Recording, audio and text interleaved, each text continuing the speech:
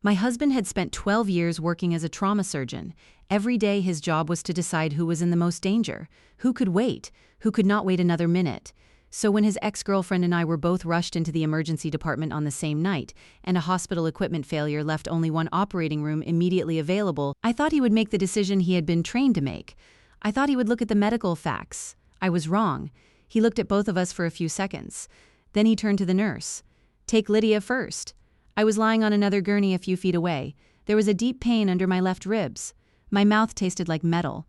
My hands were cold, but I wasn't screaming. Lydia was. She was clutching my husband's sleeve and telling him she couldn't breathe. My husband Ethan didn't even walk over to examine me properly. He just looked at me from several feet away. "Mara, can you still talk?" I nodded. "Yeah." He looked relieved. "Okay, you'll have to wait a little." Then he walked away with Lydia. 27 minutes later, my blood pressure crashed. I went into shock in the emergency room hallway.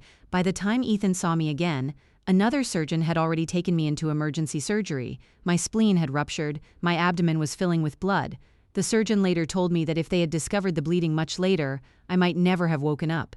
My name is Mara Bennett. I was 34 years old. I worked as an architectural lighting designer for a commercial design firm. And the man who left me waiting in that emergency room was my husband of 5 years, Dr. Ethan Cole, 38 years old, Associate Director of Trauma Surgery at St. Catherine Medical Center. That night was supposed to be boring, nothing more than the hospital's annual charity gala. The foundation held one every year. Doctors, donors, corporate sponsors, everyone dressed up, drank champagne, and talked about saving lives and serving the community. I never loved those events, but Ethan had recently become a candidate for the next director of the trauma center. People were watching him, so I went. My job that night was simple: stand beside my husband, smile, make conversation, listen while people told me how brilliant he was. A little after 9, there was a loud crash near the ballroom. A delivery truck in the underground service area lost control and hit part of a temporary support structure. The whole building didn't collapse, but part of the ballroom's decorative framework came down. Lighting equipment crashed onto the floor. People screamed. Glass shattered. The fire alarm started going off. Everyone ran toward the exits. A metal support bar hit me hard on the left side of my body. I fell. Lydia was only a few yards away. One of the falling fixtures struck her shoulder. Ethan ran toward us. He saw Lydia first. She was crying. "Ethan, I can't breathe. My chest hurts." He dropped down beside her. I was maybe 10 feet away. I called his name. He turned. "How bad is it?" "My left side hurts." "Can you stand?" I pushed myself up using a chair. "I think so." I saw him relax. "Go outside with the paramedics." Then he turned back to Lydia. At the time, I didn't think my marriage would end that night, because in smaller ways that same thing had already happened many times.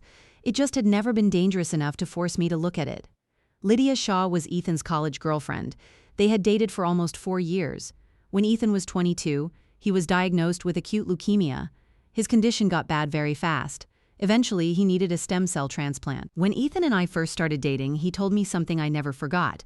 Lydia saved my life. He said Lydia had been his bone marrow donor, that without her he probably wouldn't be alive. So even though their romantic relationship had ended, he believed he would always owe her something. At the time, I understood. How could I not? If someone had literally helped save the life of the man I loved, I wasn't going to tell him he could never speak to her again. So after we got married, when Lydia occasionally needed something, I tried not to make it an issue. Her car broke down. Ethan picked her up. Her father was hospitalized. Ethan helped her find a specialist. She couldn't sleep. She called him in the middle of the night. He answered. The first time it really bothered me was on our second wedding anniversary. I had booked a restaurant weeks in advance. We had barely sat down when Lydia called. She had been in a minor accident on the highway. Nobody was hurt. Her car was still drivable. I said, "Can't she call her insurance company?" Ethan was already standing. "She's alone." I stared at him. "She's in her 30s, Ethan," he paused. Then he gave me the one sentence that ended every argument. "She saved my life."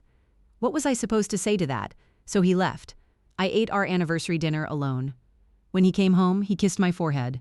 "Thanks for understanding." For a long time, I thought those words meant I was a good wife. Thanks for understanding. The first few times they made me feel mature, patient, secure, but when you hear them enough, something changes. Eventually, thanks for understanding starts to mean your feelings can wait, your plans can wait, your disappointment can wait, because you're the reasonable one. You'll handle it. The night of the accident, Lydia and I were both taken to St. Catherine. A storm had caused a partial power problem, and 2 of the main operating rooms were temporarily unavailable. There were several injured people arriving at once. For a short period, only one trauma operating room was ready for immediate use. Lydia had a separated shoulder and a broken rib. She was in pain. She was terrified, but her oxygen level was normal, her blood pressure was stable. There was no obvious sign of internal injury. My condition looked less dramatic. I didn't have an open wound. No bone was sticking out. I was still answering questions, but the pain under my left ribs kept getting worse. My hands were becoming colder. My heart was racing. My initial nursing notes said, blunt abdominal trauma. Heart rate 128. Blood pressure trending down, left upper abdominal tenderness, needs urgent imaging. Ethan didn't pay enough attention to any of that, because Lydia kept calling his name. I don't want to go in there alone. Please stay with me. Ethan held her hand. Then he made the decision. He sent her into the only immediately available operating room first. Later he kept telling me, I thought you were stable. You were calm. You were still talking. When I woke up after surgery, I asked him one question. Did you ever actually walk over to me and look at me? He didn't answer. I already knew. No. I spent 2 days in intensive care. On the 3rd day, they moved me to a regular room. Ethan barely left the hospital. He brought me soup from the place I liked. He adjusted my pillows. At night, he slept in the chair next to my bed. If you had only seen those 3 days, you would have thought he was an incredible husband. And maybe that was part of the problem. People are complicated. The person who hurts you can still bring you soup. The person who betrays you can still know which pillow hurts your neck. Someone can love you and still make choices that make it impossible for you to stay. On the 4th morning, Ethan told me Lydia was doing well. Her surgery went fine. She'll recover. I stared out the window. Good. He noticed how flat my voice sounded. Mara, she really thought she was dying. I turned toward him. So did I. He looked like he hadn't considered that. I know. No. I shook my head. You know now. When you made the decision, you didn't know, because you never checked. He sat beside me. It was chaos. I had to make a fast call. She looked worse. And? He stopped. I knew what came next. And she saved your life. He closed his eyes. Yes. For the first time, I wasn't even angry. I was just tired. How long am I supposed to come second because she saved your life? His head snapped up. I have never thought of you as second. Really. I started counting our anniversary, my promotion dinner, my mother's breast surgery, Christmas last year, my 33rd birthday. Every time Lydia says she needs you, you go. Before you left me sitting in restaurants. You left me at home. You left me in waiting rooms. This time you left me in an emergency department while I was bleeding internally. His eyes filled with tears. That's different. Yes, it is, because this time I almost didn't survive long enough to tell you how much it hurt. The room went silent. Eventually, Ethan reached for my hand. Tell me how to make this right. I looked down at his fingers around mine. There had been a time when that touch could calm me down instantly. That day, I only felt tired. Please don't touch me right now. He slowly let go. That afternoon, I called my friend Rachel Dunn. Rachel was a commercial litigation attorney. I didn't call her and immediately say I wanted a divorce. I wasn't there yet. I told her, I want to know exactly what happened. You want the hospital records? Yes. The full record? Yes. There was a short pause. Okay. Then we start with facts. That mattered to me. At that point, I still didn't know whether my marriage was over. I just knew I no longer wanted Ethan's version of events to be the only version I heard. I wanted the facts. The hospital had already opened an internal review. Ethan had a serious conflict of interest that night. I was his wife. Lydia was his former girlfriend and close personal friend. As one of the attending trauma physicians, he should have stepped away from the direct triage decision once he realized both of us were involved. He didn't. He participated, and he personally changed Lydia's priority. A week later, I got the first batch of records. I read them 3 times. My original triage level had been higher than Lydia's. It was right there. My blood pressure was dropping. My heart rate was too high. My skin was cold. I had left upper abdominal tenderness. All possible signs of internal bleeding and shock. Lydia's record showed oxygen saturation 98%, blood pressure stable, alert and oriented, severe shoulder pain, significant anxiety, no immediate signs of a life-threatening internal injury. Then I saw the change in the computer system. Priority override by attending physician. Physician, Ethan Cole. I stared at his name. Rachel was sitting next to me. You okay? I'm fine. The words came out automatically. I actually laughed. I had spent my whole life saying that. I'm fine. I'm okay. I can handle it, so I corrected myself. No, I'm not fine. Rachel nodded. That sounds more accurate.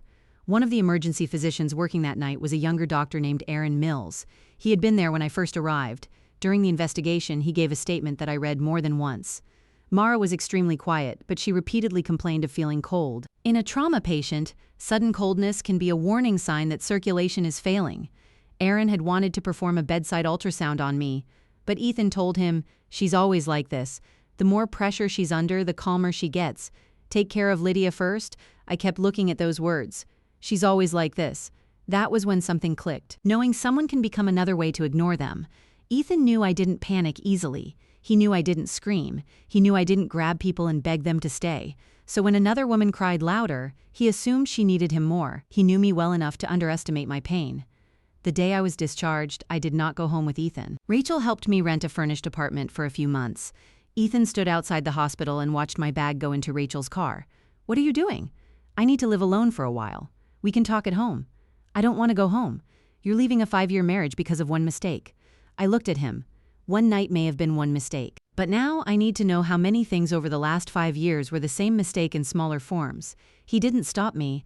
That evening his mother, Victoria, called. She didn't ask how I was recovering. Her first sentence was, "Ethan is terrified this investigation is going to destroy his career."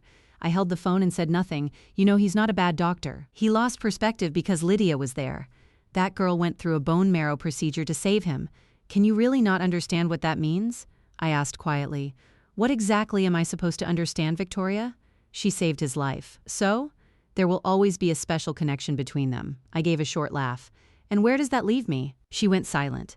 "If their special connection means he can send her to surgery first while I'm bleeding internally, then what exactly is my place in this marriage?" "Mara, don't say it like that." I ended the call. For the first time in my marriage, I muted my mother-in-law's number. The next day, Lydia contacted me herself. She didn't come straight to my apartment. She texted from downstairs. "I'd like to talk for a few minutes." I almost said no. Eventually, I went down. She was standing in the lobby. Her shoulder was still immobilized. She looked pale. "I never asked Ethan to abandon you." I looked at her. "You asked him to stay with you." I was scared. "So was I." She stopped. "Did you know he changed your triage priority?" "No." "Did you know later that my condition had been more serious than yours?" Her eyes shifted. "Later? Then why did you give an interview saying Ethan had simply made a medical decision to treat the more critical patient?" Her expression changed. "That was another thing I hadn't known at first. After the accident, the hospital foundation tried to control the story. Lydia worked there as a senior fundraising director. An internal article was released. It never mentioned me. It described the incident as Dr. Cole acted under extraordinary circumstances to save the life of a longtime friend who had once donated stem cells to him. Local media picked it up. One headline said, "Doctor saves the woman who once saved him." It was a perfect story, beautiful, emotional, full circle. Nobody asked where the doctor's wife had been while all of this was happening. Nobody asked why she had gone into shock in the hallway. I looked at Lydia. "Did you approve that story?" "The foundation communications team wrote it." That wasn't my question. She didn't answer. "Did you tell them not to call you his donor?"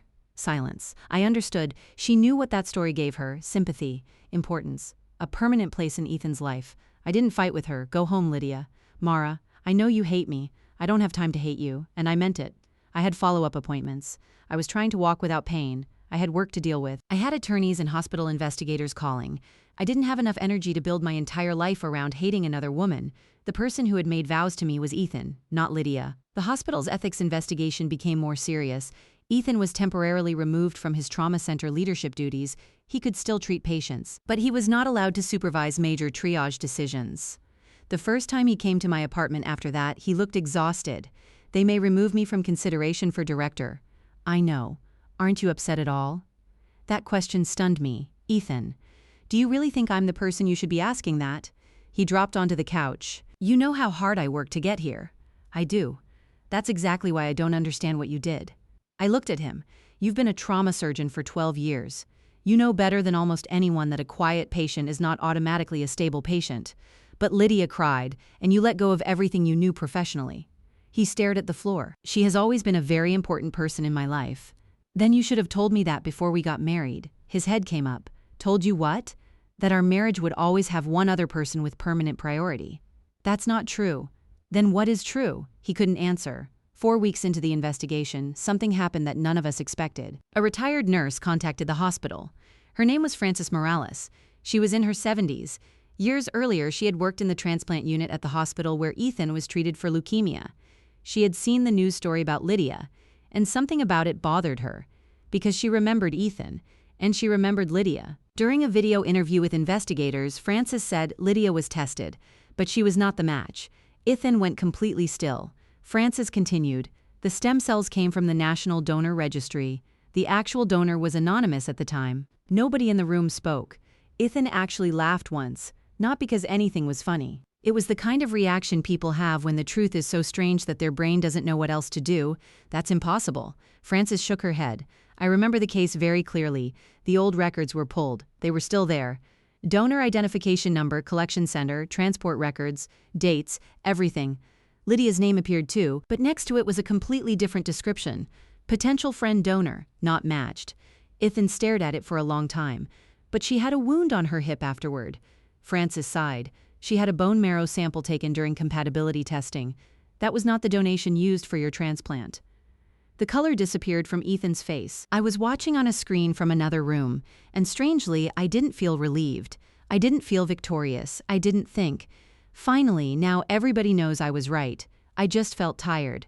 12 years, Ethan had used that story to explain 12 years of decisions. Our marriage had lived underneath it for 5 years, and it wasn't even true. The hospital eventually contacted Ethan's actual donor. The man had previously agreed that his identity could be released after the required waiting period, but Ethan had changed addresses years earlier, and one of the old notifications apparently never reached him. His donor's name was Thomas Avery. Thomas had been 29 at the time, a middle school physical education teacher from Minnesota. Now he was in his 40s, married, 2 children. He had never met Ethan, he had simply joined the donor registry. One day the system found a match. He went to the collection center, he donated. Then he went home and continued living his life. He never waited for Ethan to repay him. He never expected to be chosen over Ethan's wife. He never built an emotional debt around what he had done. Thomas sent Ethan a short email. "I saw it later. I'm glad you survived. That's enough for me." I stared at that sentence for a long time. The person who had actually helped save Ethan's life wanted nothing from him. The woman who had not been the donor had allowed him to carry a debt for 12 years. Ethan confronted Lydia that same day. They argued in the hospital parking garage. Later, Ethan voluntarily described the conversation to the investigation committee. "Why didn't you tell me?" Lydia cried. "I was there for you. I came to the hospital every day. I stayed when you lost your hair. I held you when you were sick. Does none of that count? You knew I thought you donated. I never told you I definitely did, but you knew I believed it." Lydia didn't answer. "My mother believed it. Our friends believed it. The foundation used the story in fundraising. Why didn't you correct anyone?" Finally, she broke down. "Because it was the last thing that made me special to you. That was the truth," she said. "After we broke up, you kept moving further away. But whenever you remembered what happened, you came back. You answered my calls. You helped me. You remembered me." Ethan asked, "So you let me believe I owed you for 12 years? Lydia said, "I just didn't correct a misunderstanding." When I heard that, I thought about how many relationships get destroyed that way. Not always by one giant, carefully planned lie. Sometimes someone notices that a misunderstanding benefits them. So they stay quiet, 1 day, 1 month, 1 year. And eventually the misunderstanding becomes a reality nobody wants to question. Ethan came to my apartment the next day. He stood outside. I didn't invite him in. You know now? Yes, she wasn't my donor. I know. He looked at me, and I could see a tiny piece of hope in his face. Maybe he thought the truth changed everything. Maybe he thought I would look at the whole situation and say, Ethan was deceived. Ethan was manipulated. Maybe this wasn't really his fault. Maybe we could go home. "Does this change anything for you?" I waited a few seconds. "No." His whole face fell. "Mara, even if Lydia had actually donated, even if she had risked her life for you, you still did not have the right to repay her with my safety." He lowered his eyes. "I know. You know now. But I told you for years. I told you I wasn't comfortable with her calling you in the middle of the night. You told me to understand. I told you it hurt when you left our anniversary dinner for her. You told me to understand. My mother had surgery, Lydia got drunk because of a breakup, and you went to sit with Lydia. Again, I was supposed to understand. You weren't controlled by one false story for 12 years. You also chose the explanation that made your behavior easiest to justify." Tears started running down his face. "I love you." I looked at him. "I believe you loved me." His expression changed. "Loved?" "Yes. I don't think our 5 years were fake. You helped my father through rehab. When I got my first major project and couldn't sleep, you brought me coffee at 2 in the morning for almost a month. We were happy. That was real. But love being real doesn't make the damage unreal." He had nothing to say. "I'm not leaving because I finally proved Lydia lied. I'm leaving because when something truly dangerous happened, your first instinct showed me where I stood." He asked, "What if I change? I thought about that. Then you should change. Not so I come back, because you're a doctor. And because you should never treat anyone this way again. The hospital investigation lasted more than 3 months. The final conclusion was clear. Ethan had not intentionally harmed me. He had not deliberately caused my shock, but he had failed to remove himself from a medical decision where he had an obvious personal conflict. He had changed a triage priority without reviewing all available medical information.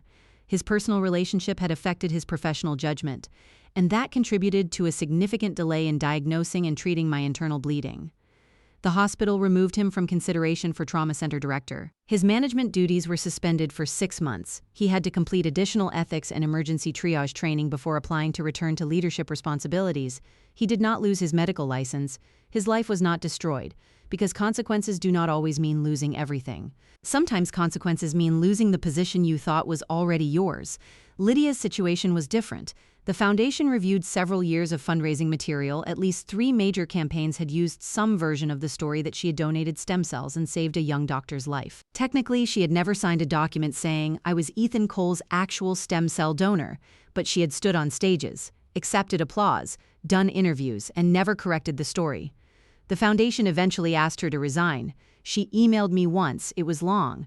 She explained that she really had been there for Ethan. She had sat beside him during treatment, watched his hair fall out, held him when he vomited, stayed when he was scared. "I wasn't nothing," she wrote. I answered with one sentence. "I never said you were." Then I stopped responding, because that was one of the most difficult lessons in the entire situation.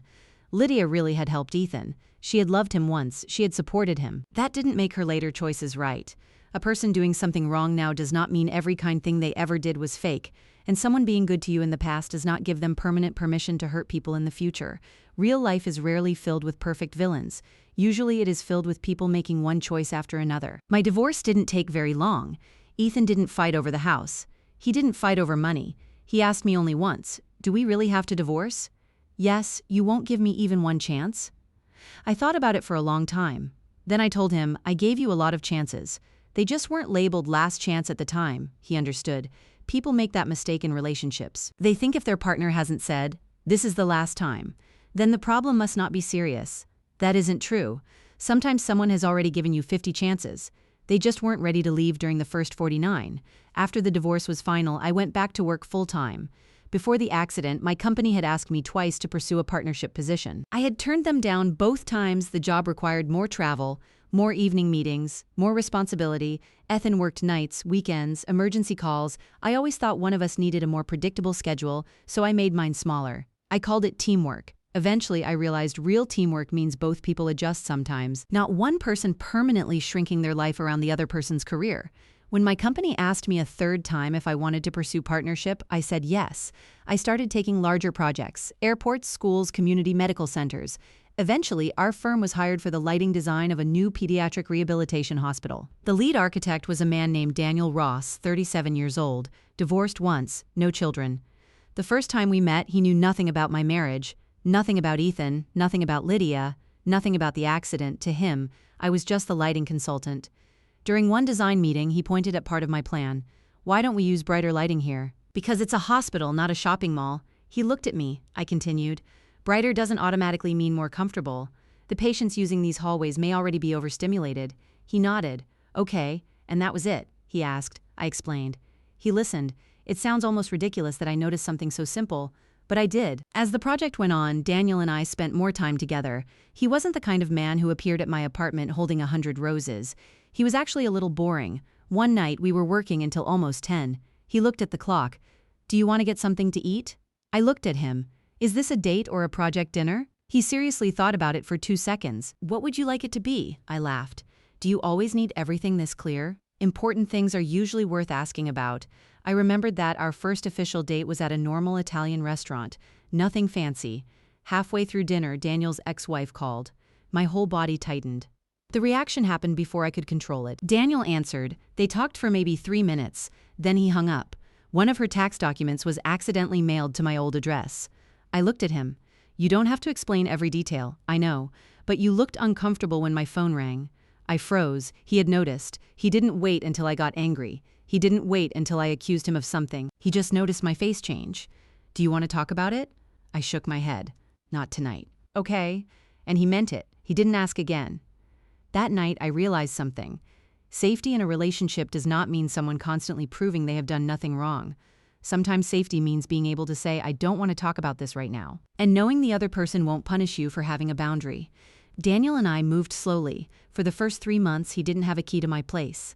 It took 6 months before I was comfortable leaving him alone in my apartment. We waited a year before talking about living together. When we finally had that conversation, his first question wasn't, "When are you moving in?" He asked, "Do you actually want to live together? Or do you feel like couples are supposed to after a year?" I laughed. Is there really a difference? Of course. One means you want it. The other means you think you're supposed to want it. The more time I spent with him, the more I appreciated that difference. Ethan used to answer questions for me. "You're fine. You can wait. You'll understand. You'll be okay," Daniel asked. "Do you want this? Are you comfortable? Do you need something?" Sometimes healthy love does not look dramatic at all. Sometimes it is simply someone refusing to answer your own questions for you. 2 years later, Daniel proposed. There was nothing glamorous about it. We had just finished a community health center project. It was 11 at night. All the construction workers had gone home. The building had not officially opened yet. Only some of the lights from my final design were turned on. Daniel had 2 terrible cups of convenience store coffee. We were sitting on the floor checking the last construction list. Then he said, "Mara, yeah? I need to ask you something." I kept looking at the plans. "Ask. I want to marry you." I looked up. There was no music. No photographer. The temporary protective covering was still on part of the floor. Daniel pulled a small ring box from his pocket. Then he said, "But I don't want to propose by promising I'll always protect you." I laughed. "Good. I have issues with that sentence now." He smiled too. Then he became serious. "You don't need someone deciding when you need protection, and you don't need somebody treating you like you're fragile. I just want us to promise that when things get difficult, we won't assume. I won't assume you're fine. You don't assume I understand. We ask. We talk. We tell each other what we actually need. Can we do that?" I looked at him, and suddenly I was back in that emergency room, Ethan standing several feet away. "Can you still talk?" "Yes." And somehow my ability to speak had become proof that I could wait. I had learned something about myself since then too. I had spent years saying, "I'm fine." I thought a person who truly loved me should know when I wasn't. I don't believe that anymore. A good relationship cannot survive on mind reading. I have to be willing to say, "This hurts. I'm scared. I need you right now." But the person beside me also has to be willing to look, to ask, to take me seriously before I collapse. I looked at Daniel. "Yes." Then I added, "One condition." He suddenly looked nervous. "What?" "Never buy coffee from that convenience store again. It's terrible." He laughed so hard he almost dropped the ring. Our wedding was small, about 60 people. Rachel sat in the front row. People from my firm came. Daniel's parents were there. Ethan wasn't. By then we had not spoken privately in a long time. But once in a while, I still heard things about him. Eventually, he returned to full-time trauma surgery. He never applied for another major management position.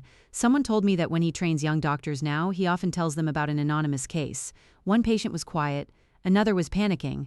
Everybody's attention went toward the loudest person. Only later did they realize the quiet patient had been the one in real danger. His lesson is simple. Never confuse quiet with stable. When I heard that, I didn't feel satisfied. I didn't feel sad either. I just thought, good. At least he learned people can change after making serious mistakes. That is a good thing. But I also understand now that someone's growth is not a coupon they can hand to the person they hurt in exchange for another chance. You should change because it is your responsibility to become better, not because someone owes you a relationship after you do. On the night of my wedding to Daniel, we came home exhausted. I kicked off my shoes and sat on the kitchen floor. My feet were killing me. Daniel got a bottle of water from the refrigerator. "Want an ice pack?" "No." He nodded and started walking away. Then he turned around. "You sure?" I smiled. "Yeah, I'm sure." "Okay." He didn't bring one anyway. He didn't tell me, "You definitely need it." He believed me. It was such a tiny moment. Nobody would photograph it. Nobody would post it online. Nobody would call it romantic.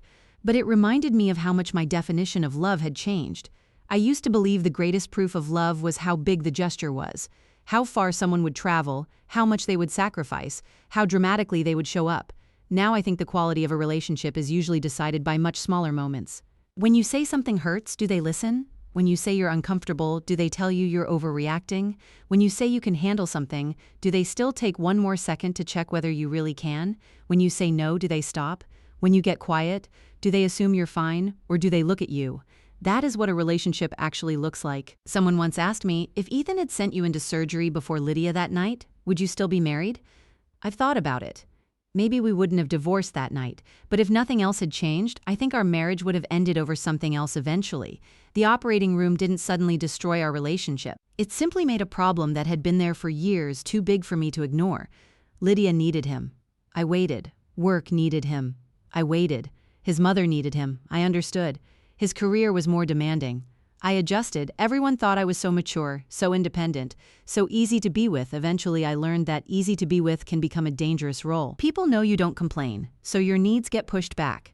People know you can handle things, so they give you more to handle. People know you'll understand. Eventually, they stop asking whether you want to understand. There was never anything wrong with being strong. The problem is when someone begins treating your strength like a free resource. You can take one more disappointment. You can wait one more hour. You can change one more plan. You can give up one more thing, because you always have before. So if someone asks me now what love should cost, I have an answer. Time, patience, communication, occasional compromise. Sometimes you give up a little convenience because you're building a life with another person. That is normal.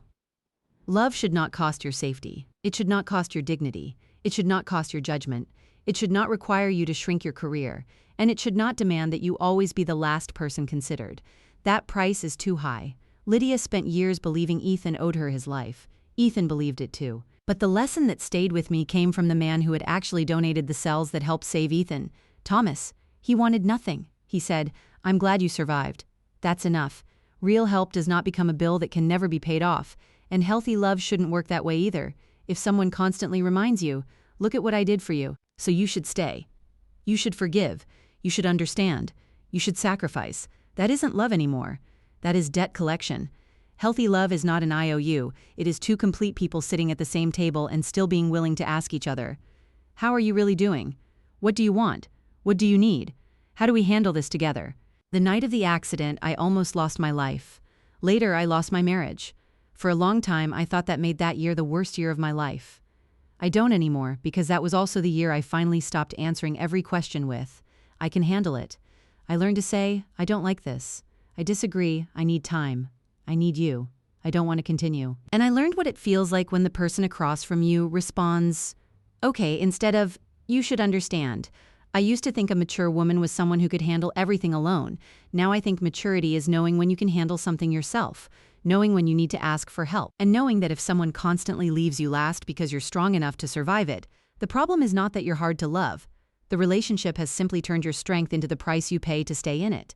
Years ago, I lay quietly in an emergency room until my body could no longer keep going. I will never live like that in love again. If I'm hurting, I'll say it. If I'm afraid, I'll say it. If I disagree, I'll say it. If I need someone, I'll say that too. And the person who deserves to stay beside me will not hear my voice and decide that I have become difficult. He will look at me. He will listen. And he will say, I hear you. For me, that is what love looks like now.